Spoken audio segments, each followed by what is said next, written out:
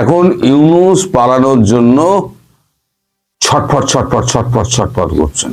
বিভিন্ন জায়গায়, বিভিন্ন দেশে, বিভিন্ন রাষ্ট্র নেতাদের সঙ্গে ফোনালাপ করছেন, পাকিস্তানকে বাদ দিয়ে। এখন পাকিস্তানকে বাদ কেন? পাকিস্তানে যদি উনি যান, যে কোনো দিন আননোন গানম্যানের শিকার হয়ে যাবেন। সেক্ষেত্রে উনি পাকিস্তানকে এই লিস্ট থেকে বাদ রাখছেন। বাকি রইল আপনার স্পেন থেকে ফ্রান্স অব্দি, জার্মানি, ইটালি, অস্ট্রিয়া, কি বলে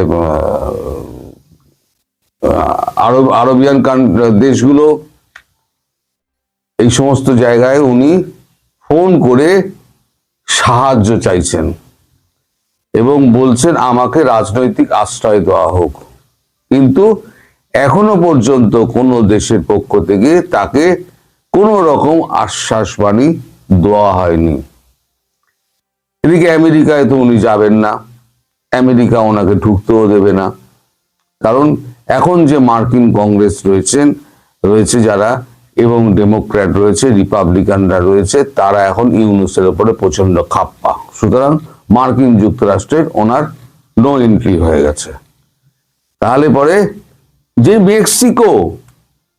মেক্সিকো পর্যন্ত প্রত্যাখ্যান করেছে, মেক্সিকো জায়গা দিচ্ছে না। মানে একটা নোবেল শান্তি পুরস্কার জয়ী মানুষ, তাকে কোনো দেশ আশ্রয় দিচ্ছে না, তার গায়ে সন্ত্রাসবাদী ছাপ লেগে গেছে। এবার আমি ডিটেলে আসি যে খবরাখবর কি হচ্ছে, ওনার মানে চাপটা কেন বাড়ছে। এক হচ্ছে, গতকালকে পরশু দিনকে আলেকজান্ডার ভ্রিগো গ্রেনোকোজিভ, তিনি হচ্ছেন রাশিয়ার রাষ্ট্রদূত। 9:30 সকালবেলা ওনার সঙ্গে দেখা করেন 6 মিনিট 30 সেকেন্ডের জন্য, মাত্র 6 মিনিট 30 সেকেন্ডের জন্য একটা ছোট আলোচনা হয়। উনি চাও খাননি, একটা পুতিনের চিঠি, রাষ্ট্রপতি পুতিনের একটা খামবন্ধ চিঠি উনি হাতে পৌঁছে দিয়েছেন, বলেছেন চিঠিটি আপনি পড়ে দেখে নেবেন। তো উনি জানতে চান চিঠির বিষয়বস্তু কি আছে, আমায় যদি আপনি একটুখানি বলেন। তা তখন আলেকজান্ডার ভ্রিগো তিনি বলেন যে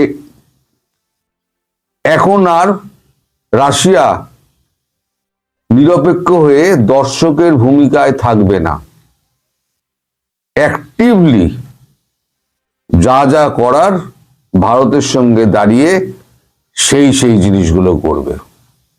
ভারত যা চাইছে তাই করুন, অন্যথায় আপনার কপালে দুর্ভোগ আছে। এবার চিঠিটি আপনি পড়ে নিন, আমি শর্ট লাইনে যা বলার আমি বলে দিলাম। আরো একটা চাপ এই কারণে যে বেঞ্জামিন নেতানিয়াহু তিনি একটা হুঙ্কার ছেড়েছেন। বলেছেন যে ভারতবর্ষের পাশে বরাবর ইসরায়েল ছিল, সুখে দুঃখে সবসময় ইসরায়েলের পাশে ভারত ছিল। আজকে যখন ভারতের পরিবেশ যখন উত্তপ্ত হয়ে উঠছে, ভারত যখন উত্তপ্ত হয়ে উঠছে একটা পার্শ্ববর্তী রাষ্ট্রের একটা উন্মত্ততার জন্য, তাহলে এখন যদি ভারত কোন রকম ডিসিশন নেয়, সেক্ষেত্রে ইসরায়েল সম্পূর্ণ শক্তি দিয়ে তার পাশে দাঁড়াবে।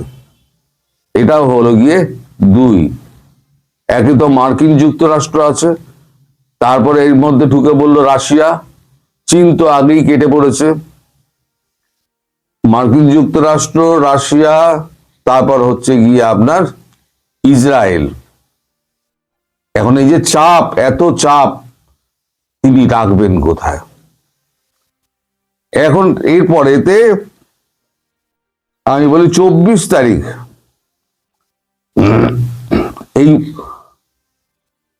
মানে পরশু দিনকে 24 তারিখ এই চিঠিটা ওনাকে তুলে দেওয়া হয়েছে। 25 তারিখ বৃহস্পতিবার 4:30 সাম্প্রতিক অবস্থা জানতে চেয়ে ফোন করেন আমাদের নিরাপত্তা উপদেষ্টা অজিত দোভাল উনি খলিলুর রহমানকে ফোন করেছিলেন। খলিলুর রহমান তখন বসেছিলেন ইউনূসের সঙ্গে যখন ফোনটি এসছিল।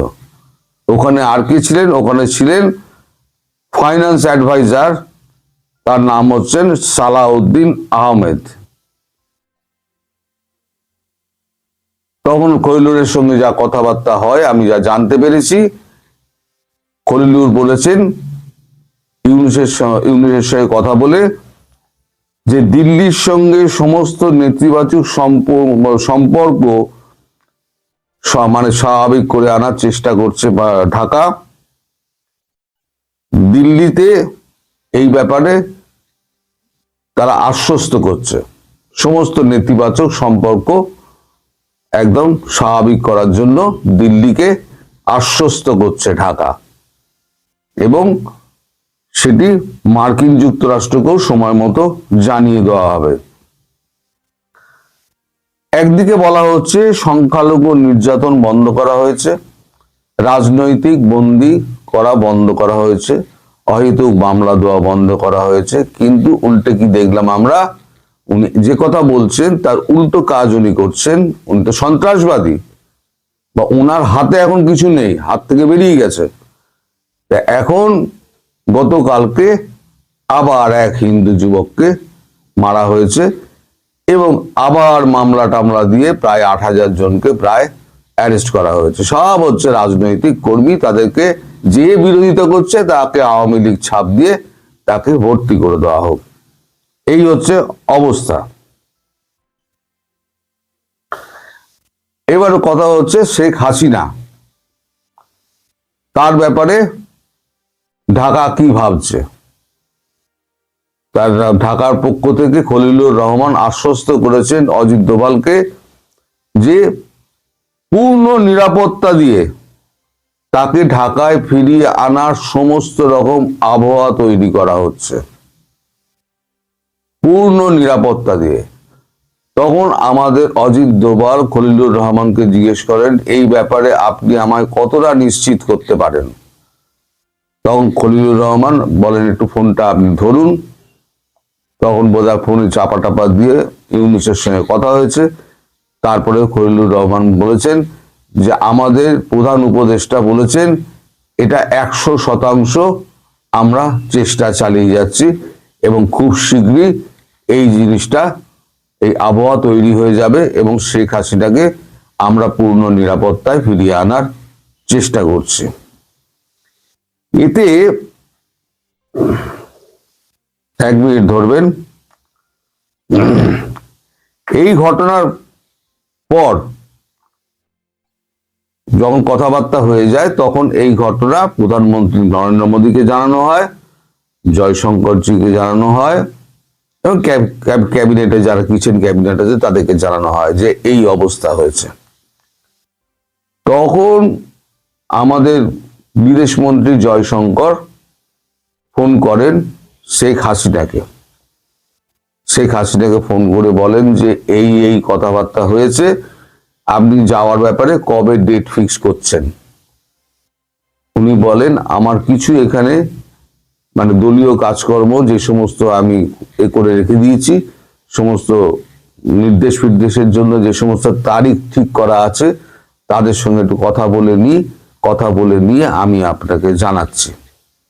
তো শেখ হাসিনাকে ফেরানোর ব্যাপারে একটা ডেট খুব শীঘ্রই তৈরি হচ্ছে, এবং ইউনূসের প্রতি পুরোপুরি আস্থা না রেখে ভারতবর্ষ ঠিক করেছে 2 ব্যাটালিয়ন কমান্ডো দিয়ে শেখ হাসিনাকে ঢাকায় ফেরানো হবে। সঙ্গে যাবে 2 ব্যাটালিয়ন কমান্ডো। তারাই ব্যক্তিগত নিরাপত্তার জন্য শেখ হাসিনার সঙ্গে until further notice, further order, তারা ওখানেই বাংলাদেশেই থাকবেন, এবং বাংলাদেশে হাসিনা যেখানে থাকবেন, এখন কোথায় থাকবেন সে ব্যাপারে আমি কিচ্ছু জানি না। মানে বঙ্গভবন তো ভাঙচুর হয়ে গিয়েছে, কোথায় থাকবেন না থাকবেন নিশ্চয়ই ভারতবর্ষের সঙ্গে একটা করে কথাবার্তা হয়েছে। একটা গোপনে বাড়ি দেখার কথা আমি বলেছিলাম বহু আগে শেখ হাসিনার ব্যাপারে বাড়ি দেখা হচ্ছে। এখন সেই বাড়িটি কোথায় না কোথায় সেটা হচ্ছে একমাত্র জানে। একটা প্রচন্ড সুরক্ষিত একটা বাড়ি দেখা হয়েছে, সেই বাড়িটা ভাড়া নেওয়াও আছে এবং তার ভাড়া ভারতবর্ষ গুনে যাচ্ছে প্রতি মাসে কয়েক লক্ষ টাকা করে। সেটা গুনেই যাচ্ছে, 1 বছর ধরে সেটা গুনে যাচ্ছে। হয়তো সেই বাড়িতে গিয়ে উঠতে পারেন। তারপর বঙ্গভবনের কাজ টাজগুলো শুরু হবে, বঙ্গভবনের কাজ টাজগুলো শুরু হলে তিনি বঙ্গভবনে হয়তো গিয়ে ফিরতে পারেন, অথবা সেখানে থেকে তিনি ইলেকশন লড়বেন। ইলেকশন লড়ে তারপর তিনি যদি বিজয়ী হন তাহলে তিনি সরকারি বাসভবন বঙ্গভবনে উনি ফিরবেন। এর মধ্যে বঙ্গভবন সারানো ফারানোর যে কাজগুলো সেগুলো ভারতীয়রা এখান থেকে শ্রমিক যাবে এবং মালপত্র যাবে, সমস্ত গিয়ে ঠিকঠাক করে নেবে। এদিকে রাশিয়া বলেছে যে আমরা যখন ফিরবেন শেখ হাসিনা, আমরা পুরো সমুদ্র তট ঘিরে রেখে দেব যাতে পাকিস্তান এদিকে না আসতে পারে। আর এই পাকিস্তান যত কূটনৈতিক ব্যাপারগুলো যেগুলো চালাচ্ছে সেইগুলোকে বন্ধ করার সমস্ত ব্যবস্থা আমরা করছি, এ নিয়ে চিন্তা করার কিছু নেই। ফলে ইউনূস সাহেবের ওপরে এখন প্রচন্ড চাপ, কোনো দেশ তাকে জায়গা দিচ্ছে না। এদিকে দেশে যদি উনি থাকেন তাহলে বিএনপির সঙ্গে ভারতের যে সমঝোতা হয়েছে যে ইনক্লুসিভ নির্বাচন, অন্তর্ভুক্তিমূলক অংশগ্রহণমূলক যে নির্বাচন, সেই নির্বাচনে শেখ হাসিনা যদি লড়াই করেন এবং আওয়ামী লীগের যা সমর্থন আছে এই মুহূর্তে, তিনি যদি হই হই করে বিজয়ী হয়ে যান তাহলে পরে ইউনূসের ছাড় নেই। আর তিনি যদি বিরোধী দলেও থাকেন তাহলেও ইউনূসের ছাড় নেই। ইউনূসকে ভারত পালাতে দেবে না, ইউনূস ওইখানেই থাকবেন এবং চিরতরে কারাগারের অন্তরালে হয়তো বিলীন হয়ে যাবে। আমি অনেক দিন আগে থেকে আপনাদের বারবার বলে আসছি, মোহাম্মদ ইউনূসের শেষ দিনগুলো অত্যন্ত করুণ হবে। মনে পড়ছে আপনাদের? অত্যন্ত করুণ হবে। সেই করুণ ইতিহাস কিন্তু খুব শীঘ্রই শুরু হবে বলে আমি মনে করছি। এবার আপনারা মিলিয়ে নেবেন যা আমি প্রথম থেকে যা বলে আসছিলাম, আজ পর্যন্ত আমি যা বলছি তাতে আমি কতটা গুজব রটিয়েছি এবং কতটা সত্যি কথা বলেছি। অনেকে অনেক কথা বলেছেন, অনেকে অনেক কিছু ভিডিও করেছেন, অনেকে এপার থেকে ওপারে গিয়েছেন, ওপার থেকে এপারে গিয়েছেন। আমি শুরু থেকে একই জায়গায় দাঁড়িয়ে আছি। শুধু একটা কথাই বলেছিলাম, উনি প্রধানমন্ত্রী হিসেবে ফিরবেন, উনি প্রধানমন্ত্রী হিসেবেই ফিরবেন। কিন্তু পরবর্তীকালে যেটা দেখা গেল যে উনি মানে আন্তর্জাতিক যে চাহিদা মেনে উনি নির্বাচনে সরাসরি যাচ্ছেন। তফাৎটা শুধু এইটাতে হলো, আর কোনো জায়গায় তফাৎ হয়নি। আমি আমার জায়গায় আগে যেরকম ছিলাম এখনো সেরকম ভাবে আছি। আওয়ামী লীগের পাশে ছিলাম, আছি, থাকবো যতদিন না উনি প্রধানমন্ত্রী হন। প্রধানমন্ত্রী হওয়ার পর আপনাদের কাছ থেকে হাত জোর করে আমি বিদায় নেব।